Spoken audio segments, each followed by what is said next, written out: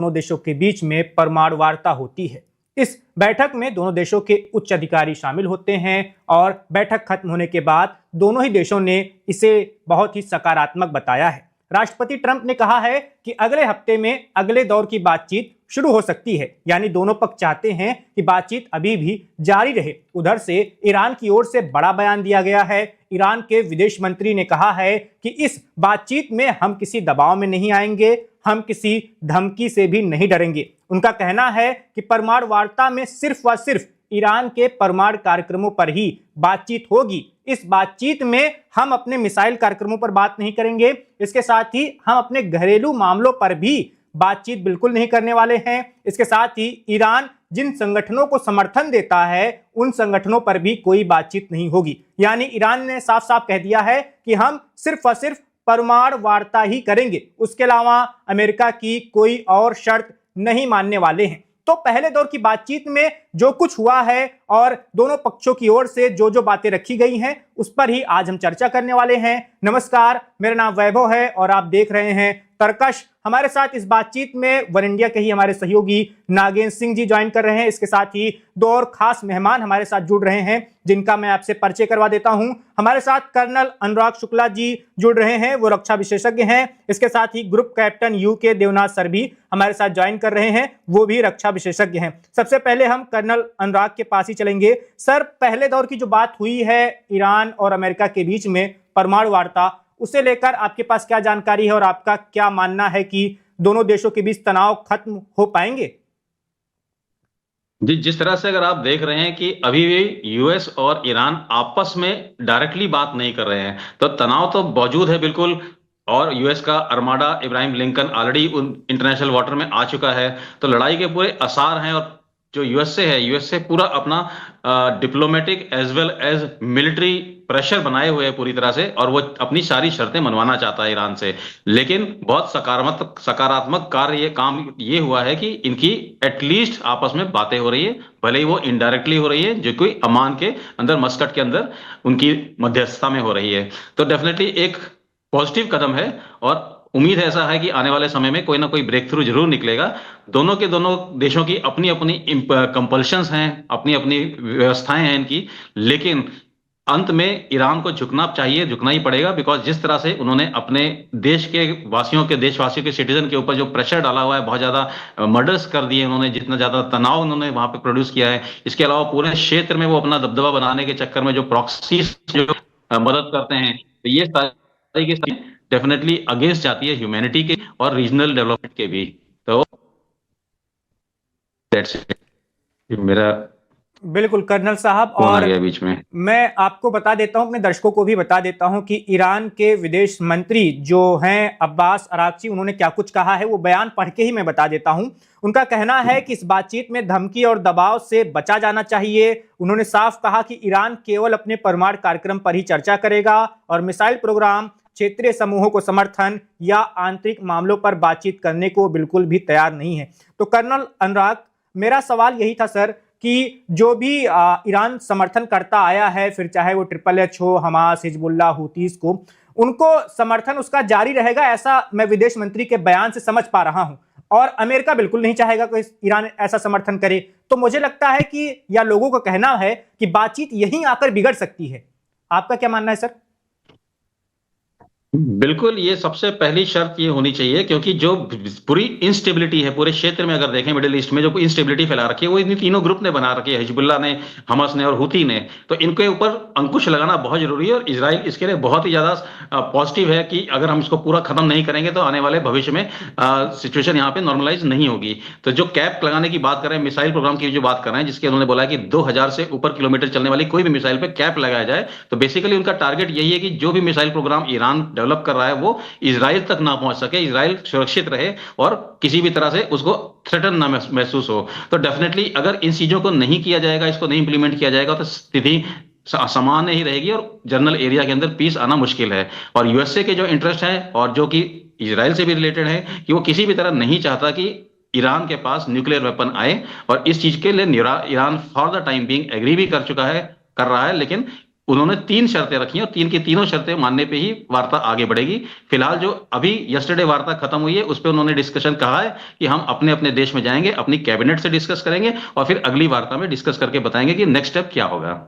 बिल्कुल। अब नागेंद्र जी के पास चलेंगे, उसके बाद देवनाथ सर के पास चलेंगे। नागेंद्र जी, आपके पास क्या जानकारी है कल जो बैठक हुई है उसे लेकर?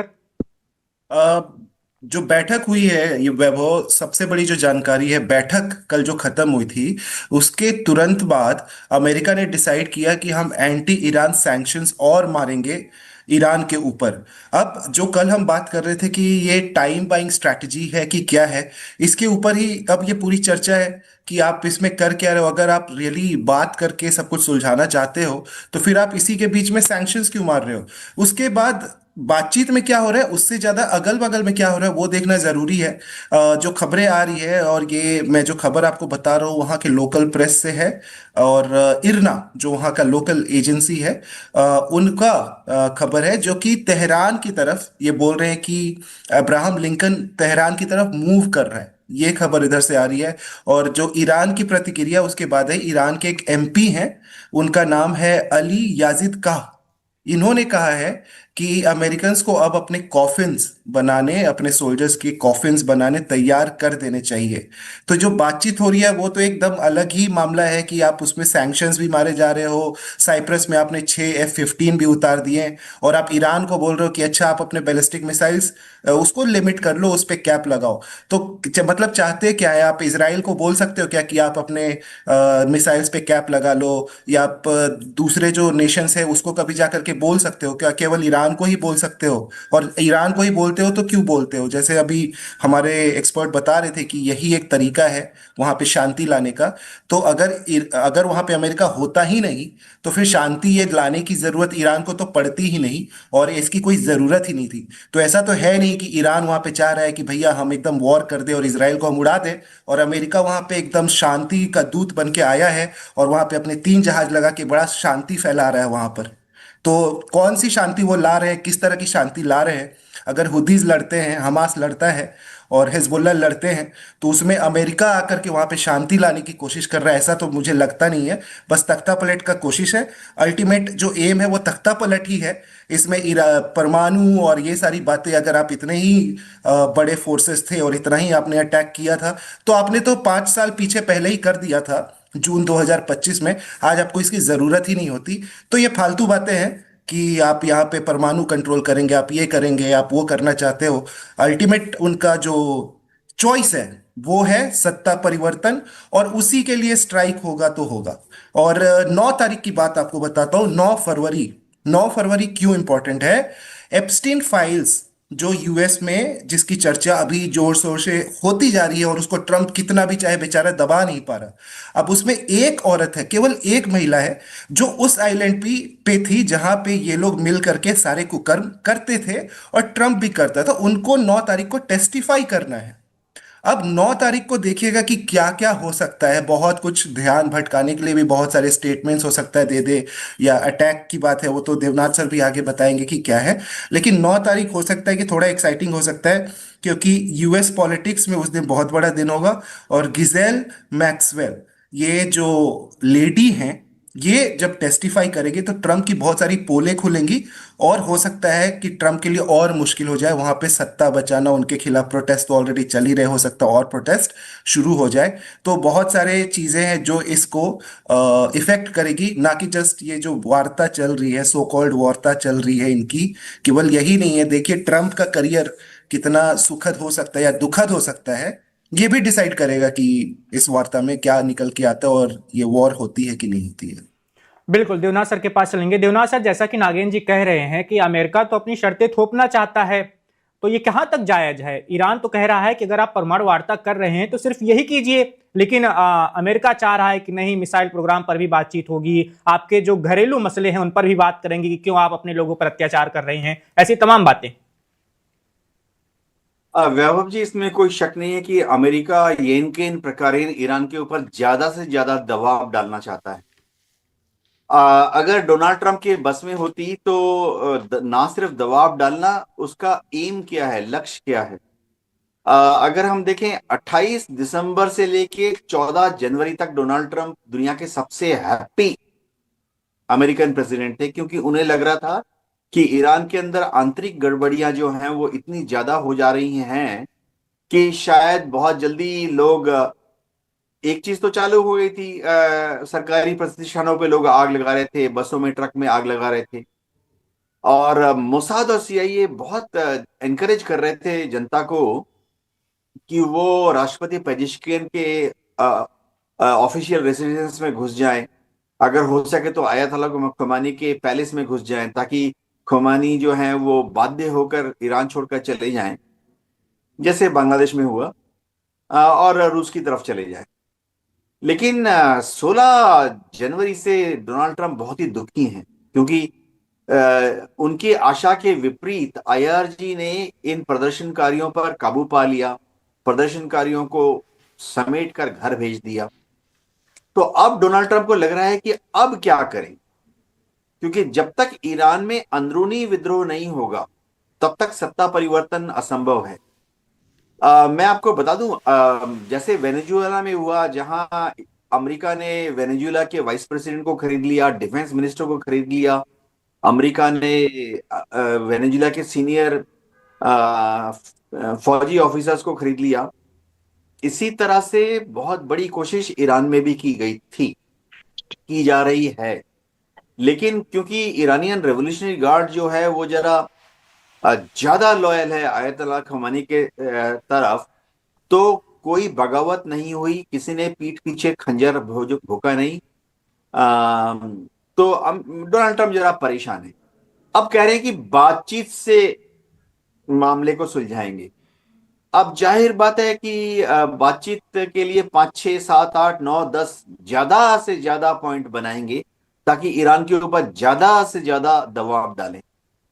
तो अगर देखिए, अमेरिका जैसा देश अगर कहता है कि भाई उनको लोकतांत्रिक मूल्य, ह्यूमन राइट्स की बात कर रहा है, तो हास्यास्पद है। अमेरिका ने कभी ह्यूमन राइट्स की तरफ ध्यान नहीं दिया। अगर हम उनके पिछले 50 साल की हिस्ट्री देखें तो उन्होंने कम से कम 20 ऐसे देशों में डिक्टेटरशिप्स को बढ़ावा दिया, या अपने जो कठपुतली इंस्टॉलेशन को पैराशूट से गिराया, वो सारे किसी ने भी ह्यूमन राइट्स को वैल्यू नहीं दी। सीरिया में जिन्हें आतंकवादी बताते थे पहले, उनको अब राष्ट्रपति के रूप में स्वीकार कर ले रहे हैं। एकदम, आपने एकदम सही कहा कि अलशारा गोलानी इसका एक जीता जाता एग्जाम्पल है, कि अलशारा गोलानी पर 10 मिलियन डॉलर का प्राइस अमेरिका ने रखा था एज ए आतंकवादी, कि अलकायदा से है, आईसिस से है। और बाद में जब उनको, अमेरिका को लगा कि अब तो बशर अल असद को सत्ता परिवर्तन कराना है, तो उसी आतंकवादी को अमेरिका ने फंड किया, ट्रेन किया, हथियार दिए, इंटेलिजेंस दी, और उसको रवाना कर दिया बशर अल असद को दमस्कस में टॉपल करने के लिए। तो अमेरिका एक अद्भुत देश है। लेकिन हम बात कर रहे थे अभी ईरान के बारे में। देखिए, ईरान में एचआर इशू कोई इशू नहीं है, ये सिर्फ अमेरिका की उत्तेजना दिखा रहा है बस। ईरान में असली चीज सिर्फ एक ही है, न्यूक्लियर मुद्दा भी मुद्दा नहीं है। न्यूक्लियर, क्योंकि ईरान में कोई बॉम्ब्स है नहीं, न्यूक्लियर बॉम्ब ना वो बना रहे हैं ना उनके पास है। अमेरिका ने तो सद्दाम हुसैन के ऊपर भी वेपन्स ऑफ मास डिस्ट्रक्शन बना रहा है बोलकर हमला कर दिया था। कहा, हम तो इतने दिन देख चुके हैं, नहीं मिला इराक में कुछ। तो अमेरिका बहानेबाजी करने में एक्सपर्ट है। वेनेजुएला में अमेरिका चला गया ये बोल के ड्रग्स की तस्करी, ड्रग्स की तस्करी। लेकिन देवनाथ सर, जैसा कि भी नागेंद्र जी बता रहे थे, एप्स्टीन फाइल को लेकर अगर ट्रंप फंसते हुए दिखे अपने देश में, तो क्या कुछ ऐसा नहीं करेंगे वो जिससे ध्यान भटक जाए सबका? हाँ, इसमें कोई शक नहीं है कि इसकी संभावना है कि एप्स्टीन फाइल में जैसे ही ट्रंप को लगेगा कि उनका नाम आ सकता है, नाम आ गया है, लेकिन और ज्यादा वो कीचड़ में या दलदल में फंस सकते हैं। तो हो सकता है कि वो कल या परसों ईरान में कुछ ऐसी कार्रवाई कर दें ताकि अमेरिकन जनता का, वर्ल्ड कम्युनिटी का ध्यान भटक जाए। लेकिन मैं एक चीज बताना चाहता हूं, इस बार पेंटागन में थोड़ा सा रेजिस्टेंस है।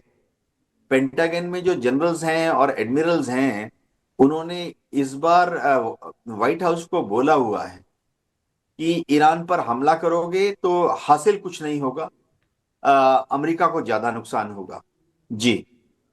चलिए अब कर्नल शुक्ला के पास चलते हैं। अनुराग सर, ये जो बात हो रही है कि अमेरिका में जो खुद के घरेलू मसले हैं अपने ट्रंप के, और उनसे ध्यान भटकाकर वो ईरान में कुछ करने की कोशिश कर रहे हैं, उस पर आपका क्या मानना है? और अभी जो कल वाली बैठक खत्म हुई है उसमें जो ईरान का प्रतिनिधि मंडल था वो पहुंचा होगा अपने देश में, वो खामनेई से बात करेगा, वो क्या बात करेगा? खामनेई क्या चाह रहे होंगे अभी?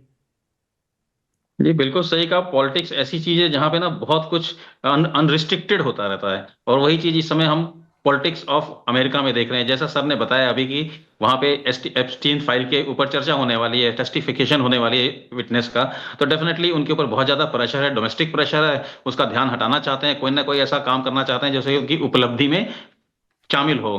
तो एक अटैक, जैसे इन्होंने शुरू में बोला था कि मैं किसी देश पे अटैक नहीं करूंगा, और आते ही उनके अटैक शुरू हो गए। तो पॉलिसी तो अमेरिका की पहले से ही सेम रही है और आज भी वही है कि दूसरे देश में जाइए, घुस जाइए, ना यूएन से कोई सैंक्शन लेना है, ना किसी से डिस्कस करना है, अपना जिसकी लाठी उसकी भैंस वाला सिस्टम चल रहा है। तो डेफिनेटली ये चलता चलता रहेगा। जहां तक आप बात कर रहे हैं, ईरान की बात कर रहे हैं, ईरान चाहता है, ईरान की जो प्रेजेंट रेजीम चाहती है कि किसी तरह ये खतरा टल जाए, ये समय निकल जाए। और जहां तक मिलिट्री की बात करते हैं, जो व्हाइट हाउस में मिलिट्री की बात कर रहे हैं कि जो जनरल्स बोल रहे हैं कि यहाँ कुछ ज्यादा होने वाला नहीं है उनको हासिल, उसका रीजन ये है कि कुछ बड़ी जबरदस्त मिसाइल रशिया ने इराक को दे रखी है, जिसमें एक किंजाल भी शामिल है। अगर एक किंजाल मिसाइल उड़ती है तो इनका इब्राहिम लिंकन एक ही बार में तबाह हो सकता है, ये बात वो अच्छी तरह जानते हैं। तो इस चीज का खतरा उन्होंने भांप रखा है कि ये कोई इराक नहीं है जहां पे उन्होंने बड़े आसानी से तख्ता पलट कर दिया था और अपना कायम कर लिया था कंट्रोल। लेकिन ये ईरान डिफरेंट है, और यहाँ पे जैसे बताया कि उनके जो गार्ड्स, जो उनकी आर्मी है, वो बहुत ही ज्यादा लॉयल है रिजीम के प्रति। तो डेफिनेटली एक बहुत चैलेंजिंग स्टेज है यहाँ पे अमेरिका के लिए। लेकिन कर्नल अनुराग शुक्ला, सर, जी मैं नागेश मेरा जी। भी एक सवाल था। अभी कर्नल शुक्ला ने किंजाल मिसाइल के की चर्चा की। कर्नल शुक्ला, थोड़ा दर्शकों को बता सकते हैं किंजाल मिसाइल के फीचर्स और ये इतना खतरनाक क्यों है, और कितनी संख्या में ये हो सकता है ईरान के पास अभी? जी। ये मिसाइल की कहानी ये होती है कि मिसाइल तब खतरनाक हो जाती है जब उसको रोकने के जो साधन है वो फेल हो जाएं। किंजाल मिसाइल की जब स्पीड चलती है तो मैं अभी ज्यादा डिटेल नहीं ध्यान दूंगा, मेन है स्पीड पे ध्यान देता हूँ। स्पीड जो मैक बोलते हैं कि साउंड से चलने वाली, साउंड की स्पीड से डबल चलने वाली को 1 मैक बोलते हैं। तो अगर हम मैक की बात करें तो ये 10 से 15 मैक की स्पीड से ये मिसाइल चलती है, तो इसको इंटरसेप्ट करना बहुत मुश्किल बात है। ये चीज आपने देखा होगा जब हमारे रशिया यूक्रेन युद्ध हो रहा था, तो वो जो स्टील फैक्ट्री पे जो मारा था इन्होंने मिसाइल रशिया ने, तो जी। बहुत ही इफेक्टिव है, और ये जमीन के नीचे भी चला जाता है, तो बहुत ही खतरनाक है और इसको रोकना बहुत मुश्किल है। ऐसी खबरें आ रही हैं कि ईरान को रशिया ने ऐसी मिसाइलें दे रखी हैं, कितनी दे रखी हैं नंबर कोई ज्ञात नहीं है, लेकिन इस तरह की खबरें या तो जानबूझ के फैलाई गई हैं या सच में दी गई हैं, बट डेफिनेटली इस तरह की खबरें हैं। जी। और चीन ने कौन सी मिसाइल दी है, कौन से हथियार दिए हैं? क्योंकि ऐसी बातें हो रही हैं कि चीन ने भी मदद की है ईरान की। चीन की मदद अभी सामने नहीं आई है ऑफिशियली, लेकिन इस तरह की जो रशियन मिसाइल की बात कर रहे हैं ये डेफिनेटली, और एक थर्ड वर्ल्ड कंट्री के थ्रू इन्होंने महसूस कराया था कि हमारे पास न्यूक्लियर बम भी है, जिसमें अगर आप ध्यान दें स्पेन की बात की थी, उनके उनके जो एनवाइस थे उन्होंने इनडायरेक्टली कहा था कि इनके पास बम हो सकता है। तो ये किसी तरह से एक पॉलिटिक्स खेली जा रही है ईरान की तरफ से। ईरान चाहता है कि दूसरों को डेटरेंस की तरह यूज किए जाए, अपने वेपन्स को, हो या ना हो भले ही अलग बात है, लेकिन एटलीस्ट इस युद्ध को, प्रेजेंट रिजीम को बचाए रखने में कामयाब रहे और इस युद्ध को ज्यादा ज्यादा टाल सके, तो पॉसिबल हो सके तो टाल दें। बिल्कुल नागेन जी, हम कल बात कर रहे थे कि ईरान में लगातार धमाके हो रहे हैं, और धमाकों के पीछे की वजह बताई जा रही है कि ईरान अपने मिसाइलों को रिपेयर कर रहा है या उनको दुरुस्त करने में जुटा हुआ है, इस दौरान ही जी। कोई धमाका हो रहा है। तो उसे देखकर तो यही लग रहा है कि ईरान भी तैयारी में लगा है। देखिए, ईरान की तरफ से जो स्टेटमेंट्स आए हैं उसमें उन्होंने ये बोला है कि जो बेसेस जहां पे, जो पिछली बार उन्होंने अटैक किया था, जहां से अटैक किया था, जिन बेसिस से अटैक किया था, जहां से मिसाइलें यूज की थी, वहां पे उनका प्रिपरेशन का काम चल रहा है, और बोल रहे हैं कि कुछ हमारे पास अंडरग्राउंड मिसाइलें भी हैं। ईरान क्या करता है कि कभी कभी जब वॉर होती है उस समय वो 3 से 4 मिनट के वीडियोस रिलीज करते हैं, और वो अपने ऐसे फैसिलिटीज से रिलीज करते हैं जहां पे उनकी सारी मिसाइलें देखी जा सकती है। गाड़ी में आईआरजीसी के सारे सदस्य उनके घूम रहे हैं, और वो टनल के अंदर ढेर सारी मिसाइलें पड़ी हुई है, और वो दिखाते हैं अपनी सारी कैपेबिलिटीज कैपेबिलिटीज लोगों को दिखाते हैं कि भाई हमारे पास ये सारे मिसाइल्स हैं और आपको समझना चाहिए कि हम क्या कर सकते हैं। उसके बाद ईरान ने एक सिमुलेशन वीडियो दिखाया कि हम कैसे अपने मिसाइलों से अब्राहम लिंकन को उड़ा सकते हैं, कि हमारी ये सारी कैपेबिलिटीज है। तो तैयारी तो है ही, लेकिन जो पूरा आपका टॉक हुआ है उसके बाद अरागची ने क्या बोला वो बहुत इंपॉर्टेंट है। अरागची का स्टेटमेंट मैं आपको बता रहा हूँ, उन्होंने अल जजीरा को एक इंटरव्यू दिया है और इस इंटरव्यू में उन्होंने बोला है कि हमारी जो बात हुई है वो केवल इनरिचमेंट के बारे में हुई है। एंड द इशू, मैं आपका स्टेटमेंट थोड़ा इंग्लिश में मैं बता दे रहा हूँ जो अल जजीरा ने अपने स्टेटमेंट में दिया है, वो ये है कि issue of enrichment is an undeniable right for us and must continue. कि हम लोग इनरिच तो करेंगे ही करेंगे यूरेनियम को, या हम परमाणु जो सुधार इनकी या जो भी इनरिचमेंट है इसका वो तो हम करेंगे ही करेंगे। We are ready to reach agreement with US that nuclear enrichment will be peaceful in Iran, कि हम एनरिचमेंट करेंगे लेकिन ये पीसफुल पर्पसेस के लिए होगा। And as for the countries missile, अब मिसाइल की जो सबसे बड़ी बात कि मिसाइल का क्या, तो उन्होंने बोला purely defensive issue, it is a purely defensive issue, कि ये हमारी सुरक्षा की बात है and it is not negotiable, कि इसमें हम कोई चर्चा ही नहीं करना चाहते।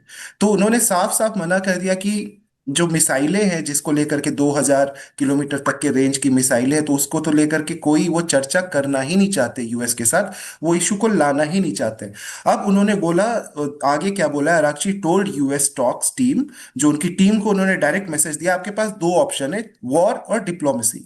मेरी चॉइस है diplomacy, we hope that America will choose diplomacy. और सबसे लास्ट स्टेटमेंट उन्होंने फिर यही बोला, फिर से जो धमकी भरा स्टेटमेंट है, अगर if US launches an attack we will attack American bases located in the region. तो अगर अटैक करेंगे तो फिर ऑब्वियस ही बात है, कतर में आपके बेसेस हैं और बाकी जॉर्डन में आपके बेसेस है, उन सब जगह पे आपको अगर अटैक करना है तो 2000 रेंज वाली ही मिसाइल आप इस्तेमाल करेंगे। तो उसका तो आप प्रिपरेशन कर रहे हैं। हाँ, जो हमने बातें की कि एक हफ्ते में कम से कम 6 अलग अलग ब्लास्ट हुए हैं ईरान के अंदर अलग अलग जगहों पे, लेकिन बुशेर जहाँ पे आपका ईरानियन फैसिलिटी है परमाणु वाली, वहां पे कोई ब्लास्ट नहीं हुआ, तेहरान के पास हुआ। और दूसरा ब्लास्ट आपका एक दूसरे काफी दूर के बॉर्डर एरिया में हुआ था, जो कल हम बात कर रहे थे। तो अब ये ब्लास्ट के रीजंस बहुत ही अलग अलग दिए जा रहे हैं। ईरान इसमें कभी नहीं बोल रहा कि हम मिसाइलों की तैयारी कर रहे हैं इस वजह से ब्लास्ट हो रहे हैं। उनका ये कहना है कि कभी एक बार उन्होंने बोला कि गैस लीक हो गया इस वजह से ब्लास्ट हो गया, दूसरी बार उन्होंने कुछ और रीजन दिया, लेकिन बहुत ही वेग रीजंस मिल रहे हैं। बट जब आप विजुअल्स को देखते हैं, जो ब्लास्ट के विजुअल्स हैं, तो बहुत ही डिफरेंट लगते हैं एक गैस लीक के ब्लास्ट से, या जो उनके रीजंस बाकी के उन्होंने दिए हैं उससे, वो काफी डिफरेंट लगता है। ईरान में आपको पता है ऑलरेडी कि मीडिया तो है नहीं, बहुत ही लिमिटेड मीडिया है, और ये जो सारी खबरें आती है चाहे तो वो लोकल सोर्सेज से आती है, नहीं तो जो टेलीग्राम ग्रुप्स हैं वहां पे छोटे छोटे, उन सब टेलीग्राम ग्रुप से ये सारी खबरें आ रही है। रेजिस्टेंस के ग्रुप जो आपके बात करते हैं, हमास, हिजबुल्लाह, हुदीस, तो रेजिस्टेंट न्यूज नेटवर्क भी है जिससे कि खबरें आती है कि मिसाइलों के प्रिपरेशन चल रहा है, क्योंकि ये वो वही ग्रुप्स है 3H ईरान के, जो इनका पूरा साथ देते हैं लड़ाई करने में, जिसमें से केवल हुदीस अभी बाकी है। तो रेजिस्टेंस ग्रुप के हिसाब से भी यही उनकी खबरें हैं कि ये लोग अपने मिसाइलों को बिल्कुल ताने हुए हैं और वो तैयारी में बैठे हैं कि अगर एक हमला हुआ तो हम सीधा अटैक करने वाले हैं। बिल्कुल, देवनाथ सर के पास चलेंगे। देवनाथ सर, हम प्रोपेगेंडा की बात करते हैं तो हम पश्चिम की बात करते हैं, अमेरिका की बात करते हैं, अमेरिकन मीडिया की बात करते हैं, लेकिन ईरान भी अब लग रहा है कि माहिर हो गया है। वो भी दिखाता है कि देखो मेरे पास कितनी सैन्य ताकत है। वो भी गुमराह करना चाहता है कि अगर आपने हमला किया तो हम भी बहुत तगड़ा जवाब दे सकते हैं। वैभव जी, आजकल के युद्ध में इंफॉर्मेशन वॉरफेयर बहुत ही इंपॉर्टेंट हिस्सा है किसी भी देश के युद्ध, सिर्फ ईरान नहीं, किसी भी देश में अगर युद्ध हो इंफॉर्मेशन वॉरफेयर बहुत जरूरी है। इसके 3-4 मकसद हैं। एक तो अपने लोगों को, चाहे अपनी फौज के जवानों को या अपने देश के नागरिकों को ये बताना कि हम बहुत मजबूत हैं, दुश्मन की ईंट से ईंट बजा देंगे। और इसी तरह से इंफॉर्मेशन वॉरफेयर का एक बहुत बड़ा मकसद ये होता है, चाहे वो मिसलीड करने वाला इंफॉर्मेशन वॉरफेयर हो, कि दुश्मन को ये दिखाना कि अगर हम पर हमला करोगे तो बचोगे नहीं, हमारे पास भी बहुत कुछ क्षमता है। अब जाहिर बात है कि ईरान के पास जो भी क्षमता है, बेहतरीन जो बेस्ट डिटरेंस उनके पास है, वो तो उनके रॉकेट्स और मिसाइल्स ही हैं।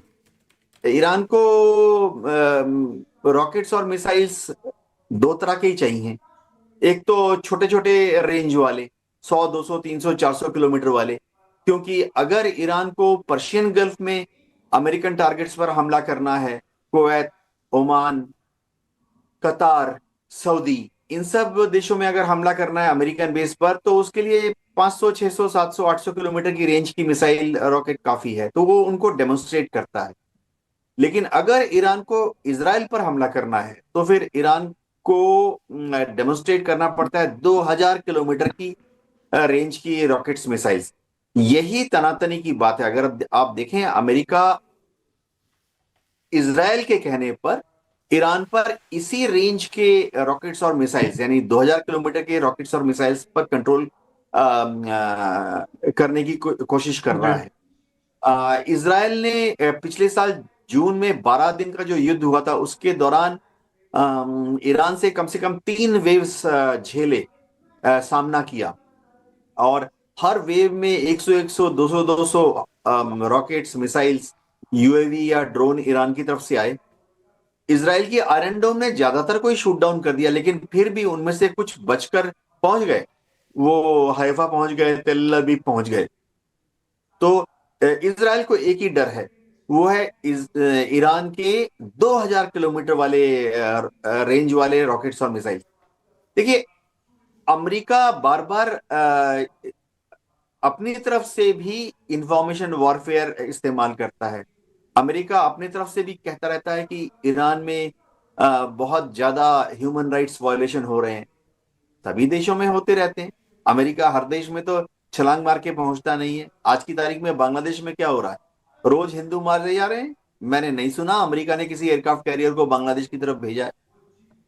तो अमेरिका की तरफ से भी बहुत ज्यादा information, misinformation, disinformation campaign चलता रहता है। एक और कैंपेन अमेरिका ने ये लगाया हुआ है कि हम बहुत शक्तिशाली हैं, हमारी बहुत फौज है, हमने एयरक्राफ्ट कैरियर मंगा लिए हैं, अब ईरान बचेगा नहीं।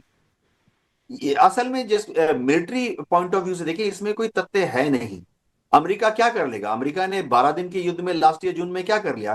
कुछ भी नहीं फर्क पड़ा। ठीक है, अमेरिका ने अपने B-2 बम्बर भेजे, उन्होंने बम गिराए, जमीन पर नुकसान हुआ, लेकिन ईरान को एज ए नेशन क्या नुकसान पड़ा? कुछ नहीं। ईरान तो बहुत बड़ा देश है, जितना बड़ा उत्तर भारत है, इतना बड़ा देश है ईरान। ईरान को कोई फर्क नहीं पड़ा। ईरान की रिसर्च फैसिलिटीज आज भी चल रही है, चाहे वो न्यूक्लियर रिसर्च फैसिलिटी हो या इंटरमीडिएट रेंज बैलिस्टिक मिसाइल बनाने की बात हो। ईरान की रिसर्च अभी भी फुल पावर पे चल रही है।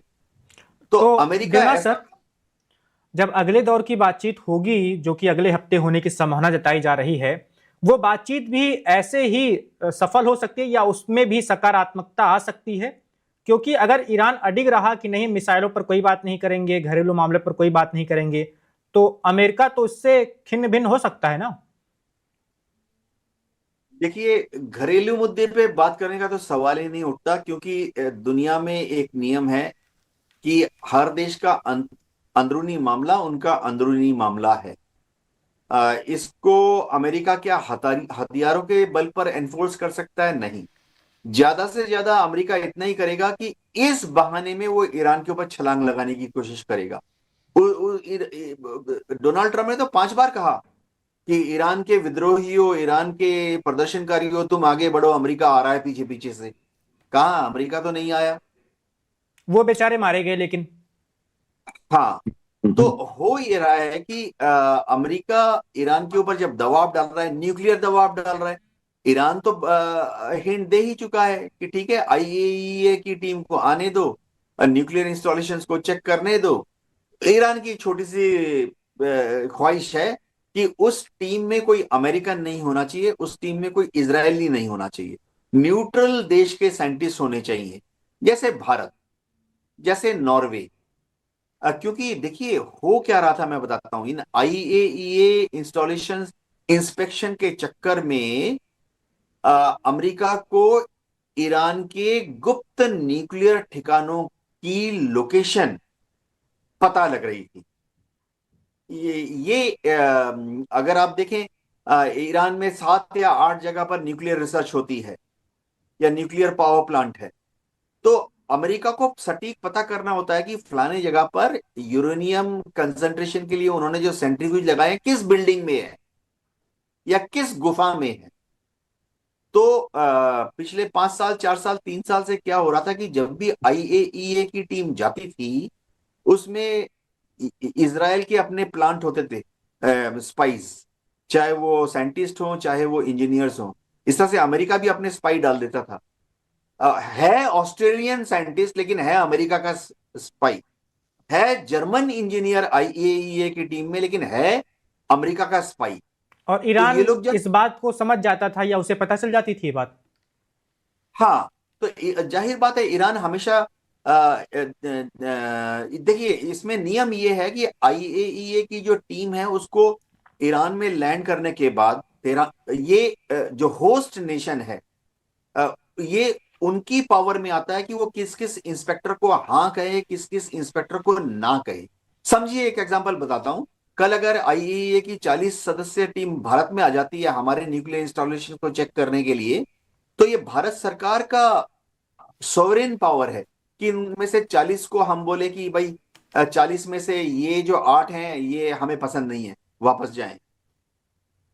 तो ईरान ने कई साइंटिस्ट और इंजीनियर्स को इस शक में वापस कर दिया IAEA की टीम से कि भाई असल में ये साइंटिस्ट तो है लेकिन है स्पाई अमेरिका का, अमेरिका का सिटीजन नहीं है। वो हो सकता आ रहा है जर्मनी से, जर्मन सिटीजन है, जर्मन इंजीनियर है, लेकिन है रिपोर्टिंग उसकी अमेरिका तक है। और ये लोग आके क्योंकि वहां आ रहे हैं तो ये देखते थे कौन सी वाली बिल्डिंग में सेंट्रीफ्यूज लगे हैं, कहां पर न्यूक्लियर वॉरहेड बनाने की चेष्टा की जा रही है, इनके कौन कौन से साइंटिस्ट हैं, न्यूक्लियर साइंटिस्ट नाम क्या है, वो न्यूक्लियर साइंटिस्ट के किस बिल्डिंग में ऑफिस है, पता लगा मोसाद ने उसी का आके उड़ा दिया। इनके ईरान के न्यूक्लियर साइंटिस्ट का घर कहां पर है पता लग जाता है ना जब आप विजिट कर रहे हो यस। कि भाई न्यूक्लियर साइंटिस्ट जो है फलाने शहर में फलाने घर में रह रहा है, और वो जाके रिपोर्ट कर देंगे, पता लगा उसके 1.5 साल के बाद मोसाद ने या CIA ने उस न्यूक्लियर साइंटिस्ट को उसके घर में ही उड़ा दिया। हुआ है ऐसा होता आ रहा है जी। ऐसा। जी देवनाथ सर, आप अपनी बात पूरी कर लीजिए। तो IAEA की जो टीम आती थी वो एक ईरान के जो न्यूक्लियर साइंटिस्ट हैं, न्यूक्लियर इंजीनियर्स हैं, कम से कम बेसिकली कम से कम उनका नाम, डेजिग्नेशन, अपॉइंटमेंट और किस ऑफिस में काम कर रहा है ये तो पता ही लग जाएगा ना। ये इंफॉर्मेशन जो कि कॉन्फिडेंशियल और सीक्रेट होनी चाहिए ये IAEA की टीम से निकलकर अमेरिका पहुंच जाती थी, मोसाद और CIA को। तो उसके बाद मोसाद और CIA को मालूम था कि ठीक है ये कभी ना कभी तो एज ए टूरिस्ट अजरबैजान जाएगा, हम इसको अजरबैजान में ही धर लेंगे। कितने बार हुआ है जी। आप चलते हैं कर्नल शुक्ला के पास। अनुराग सर, अभी हम ईरान की बात कर रहे थे, ईरान की तैयारियों की बात कर रहे थे, ईरान के परमाणु कार्यक्रम की बात कर रहे थे, लेकिन अगर हम दूसरी ओर जाएं, इस कल वाली बैठक से भी अलग पहलू अगर हम देखें तो ये है कि अमेरिका भी तो तैयारी कर रहा है। हम लगातार इस बारे में बात कर रहे हैं, चाहे वो जॉर्डन में अपने सैन्य विमान उतार रहा हो या खाड़ी में वो अरब सागर, लाल सागर में अपने युद्धपोत की तैनाती बढ़ा रहा हो। तो दोनों देशों को तो ये बात पता है कि ये बातचीत हो रही है, लेकिन जंग की तैयारी भी साथ साथ तो चल ही रही है। बिल्कुल जी।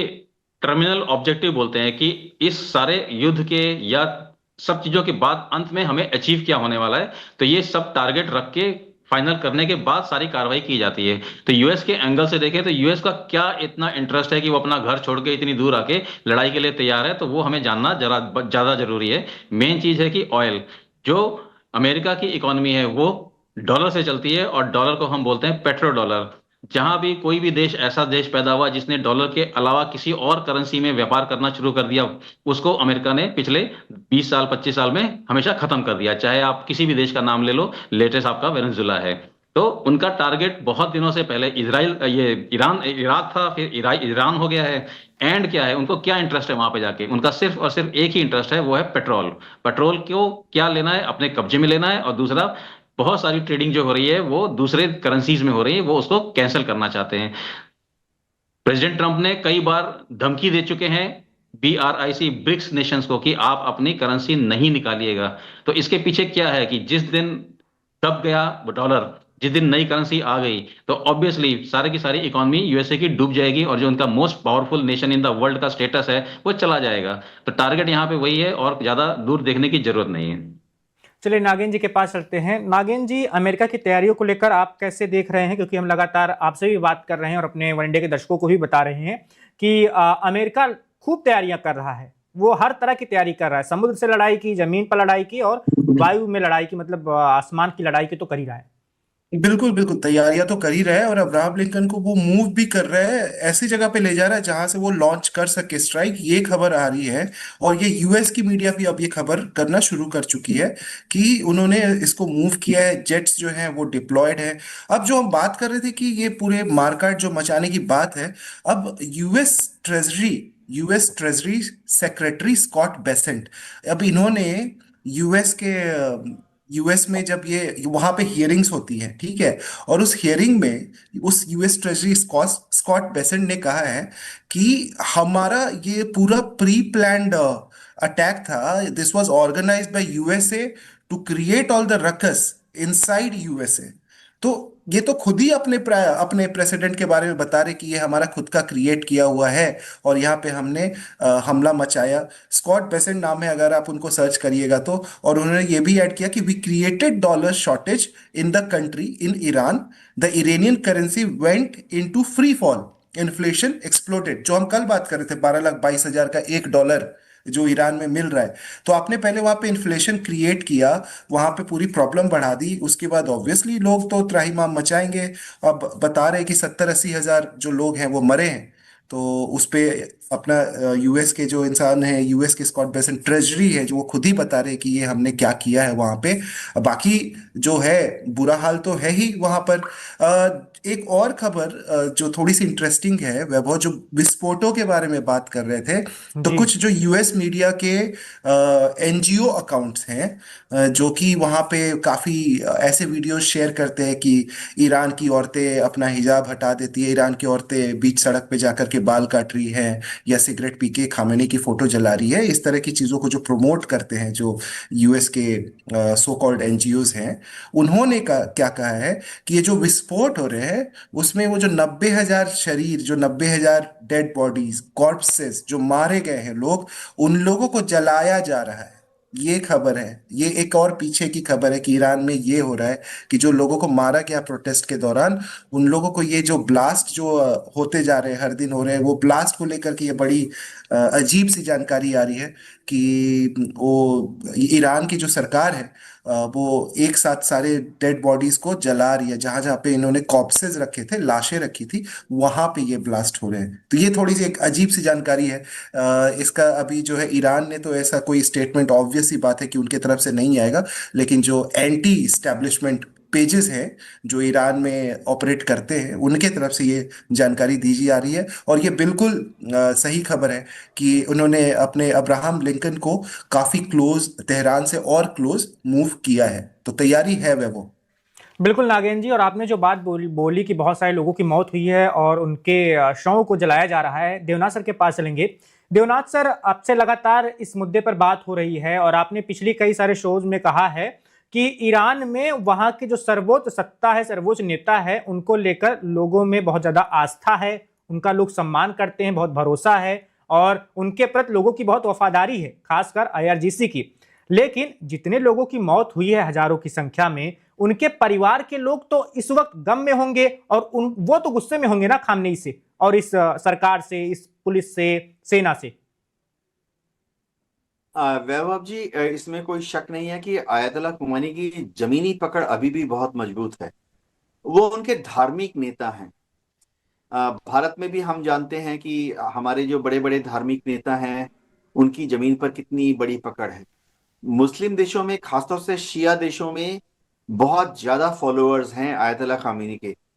देखिए, भारत में भी अगर आप देखें, हमारे यहाँ भी करीबन मुस्लिम जो हैं भारत में कितने 20 या 22 करोड़ मुस्लिम हैं। तो बिल्कुल। उसमें से करीबन 15 करोड़ 15% भारत में भी शिया हैं। चाहे कश्मीर में चले जाइए, लखनऊ में चले जाइए, हैदराबाद में चले जाइए। और भारतीय शियाज में भी उनके लिए सुप्रीम धार्मिक नेता कौन है? खामेनी। तो उनका समर्थन काफी जमीन में गहरा है। अब बात यह है कि इसमें कोई शक नहीं है कि आईआरजी ने बहुत कड़े तरीके से भीड़ पर काबू पाया। अब कितने लोगों को मारा गया, अलग अलग सूत्र अलग अलग तरह से जानकारियां दे रहे हैं। अगर हम सब अलग अलग सूत्रों में से उनकी पॉलिटिकल ओरिएंटेशन को निकाल दें, जैसा कि स्टैटिस्टिक्स में, सांख्यिकी में हमेशा किया जाता है कि जब आपके पास डेटा आती है तो आप एक्सट्रीम जो वेरिएबल्स हैं उनको निकाल देते हैं। किसी भी स्टैटिस्टिकल ऑफिसर के पास चले जाइए, वो इसी तरह से कैलकुलेट करते हैं। तो जो मीडियन निकलता है, फिगर आती है 5,500। ईरान की सरकार कहती है कि 2,000 या 2,200, और जो वेस्टर्न स्पॉन्सर्ड मीडिया है वो कोई बोलता है 16,000, कोई बोलता है 22,000। तो जो मीडियन है पॉलिटिकली ओरिएंटेड फिगर्स को अगर निकाल दें तो 5,500। अब 5,500 लोग जो मारे गए हैं, ये लोग तो ऐसे भी खमेनी सरकार के विरुद्ध थे। तभी पहले तो से ये ही। लोग सड़क पर, ये लोग तो सड़क पे उतरे ही इसलिए थे क्योंकि ये खमेनी सरकार के विरोध में थे। तो जमीन पर ये 5,500 मारने जाने के बाद क्या खमेनी के सरकार के विरुद्ध में और ज्यादा लोगों की संख्या बढ़ गई है? शायद नहीं, क्योंकि ये याद रखना पड़ेगा। देखिए, ईरान की सोशल स्ट्रक्चर को समझना पड़ेगा। ईरान में अभी जो खमेनी सरकार के विरुद्ध जो सड़क पर निकले, ये ईरान का हायर मिडिल क्लास है। या तो हायर क्लास है या हायर मिडिल क्लास है, यानी समाज का ऊपर का तबका। डॉक्टर्स, इंजीनियर्स, प्रोफेसर्स, बुद्धिजीवी, इंडस्ट्रियलिस्ट, बिजनेसमैन, ये लोग सड़क पर उतरे क्योंकि ये लोग अभी भी वो शाह ऑफ ईरान का जो समय था उसको भूले नहीं है। आज की तारीख में ईरान में अगर इंडस्ट्रियलिस्ट है, उनको अभी भी लगता है कि शाह ऑफ ईरान के टाइम में ईरान के खुले इंडस्ट्रियल रिलेशन थे वेस्टर्न कंट्रीज के साथ, अमेरिकन के साथ, तो कितना अच्छा था। ये लोग उतरे हैं सड़क पर। तो खोमेनी के सपोर्ट में कौन है, ये बहुत इंटरेस्टिंग है। आप वहां पर दूर दराज के गांव में चले जाइए, खासतौर से नॉर्थ ईरान और ईरान का वह हिस्सा जो कि अफगानिस्तान के साथ लगता है या पाकिस्तान के साथ लगता है, यानी पूर्वी ईरान। वहां पे पूरी तरह से गांव में, छोटे छोटे कस्बों में ये पश्चिमी ख्याल की कोई विचारधारा है ही नहीं, और वहां से रिक्रूट किया जाता है आईआरजी के जवानों को और अफसरों को। ये समझना पड़ेगा। तो ईरानियन रेवोल्यूशनरी गार्ड ने इतनी मजबूती से क्यों प्रदर्शनकारियों पर कंट्रोल किया? क्योंकि देखिए, ईरान में 6 लाख आर्मी है, प्रोफेशनल आर्मी है, वो पॉलिटिकली ओरिएंटेड नहीं है। इसीलिए जब ईरानियन रिवॉल्यूशन हुआ तो उन्होंने आईआरजी का गठन किया, और आईआरजी के गठन में डे 1 से जो भी चयन होता है या प्रमोशन होता है, वो सिर्फ उसी का चयन होता है ज्वाइन करने के लिए या प्रमोशन के लिए जो कि कट्टर खामेनी समर्थक है। कट्टर बोला तो इनकी ट्रेनिंग भी ऐसी होती है कि जान जाए लेकिन खामेनी ना जाए। तो 5,000 लोगों को मार दिया इनके लिए। ह्यूमन, देखिए, ईरान में ह्यूमन राइट वायलेशन का भी एक अजीब सा इक्वेशन है, ये समझना पड़ेगा। दशकों से वहां युद्ध हुआ, इराक के साथ 10 साल तक युद्ध हुआ। ईरान में पिछले 45 साल से जो अमेरिका ने अलग अलग सैंक्शन लगाए हैं, तो लोग आदी हो चुके हैं कठिन जीवन यापन करने के लिए। तो और पश्चिम एशिया में ऐसे भी ह्यूमन राइट्स नाम की कोई चीज है नहीं। आप अरब कंट्रीज में चले जाइए, कहां आपको ह्यूमन राइट्स नजर आएगा? उनको तो वोट भी नहीं करने देते। जी। आज की तारीख में वहां कहीं पे किंग है, कहीं पे प्रिंस है, कहीं पे शाह है, कहीं पे शेख है।